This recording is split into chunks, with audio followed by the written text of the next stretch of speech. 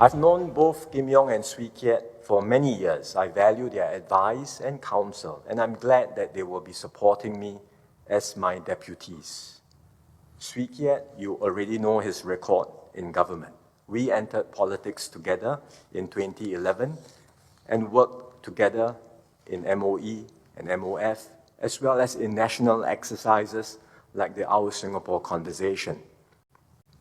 Kim Yong, we went through the COVID baptism of fire together, and he was a pillar of strength throughout. Through the course of working together, we've come to get to know each other's working styles better, and in this period of increased geopolitical tensions, his experience in international economics will also help us navigate a more contested global environment. Both Kim Yong and Swee Kiat are experienced ministers and will provide a steady hand in this initial period of transition. I will be able to tap on their views and expertise as I take on my new responsibility, and they will also help me to mentor our younger office holder colleagues. In assembling this team, I have consulted my colleagues and have sought to balance the need for continuity and renewal. Continuity and stability are key considerations, especially as we are approaching the end of this term of government. On the whole, we have a strong team with a good mix of both experienced ministers and younger office holders.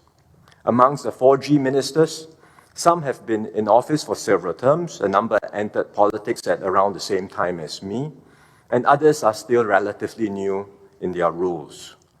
I will be working and interacting with all of them. And beyond this term, if my government is re-elected, I plan to rotate the 4G ministers to different portfolios and give them wider exposure and experience.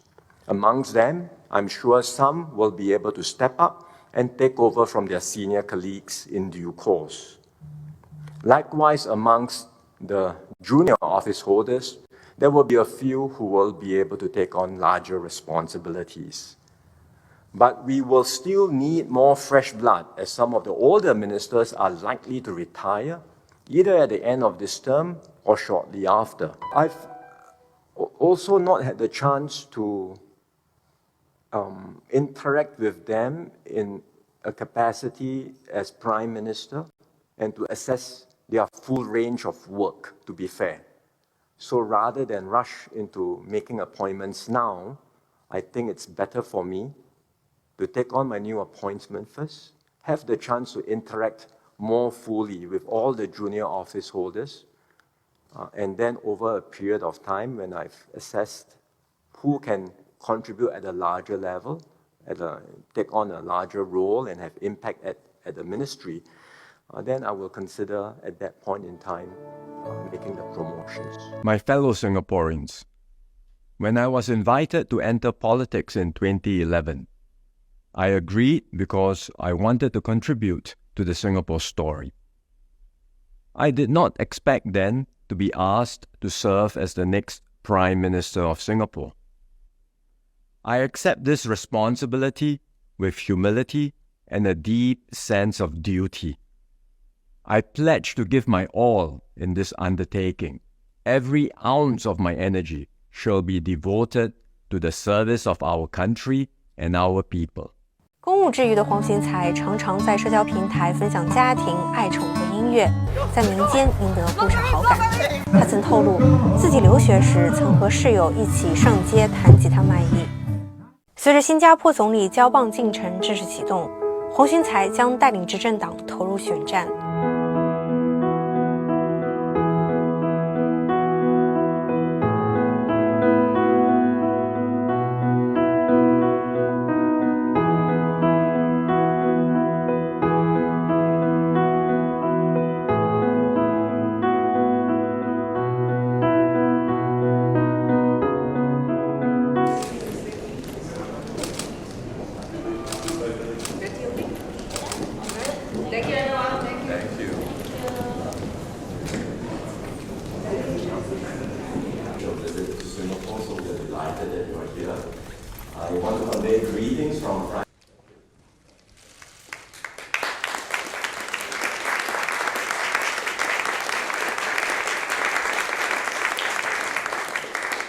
be taking on what would possibly be the biggest responsibility of my life.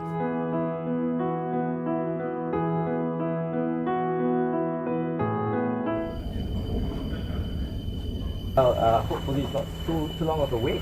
Did you wait long? No, it's fine. I'm based in Sabah for the past 25 Which years. part of Sabah? In Kinabatangan.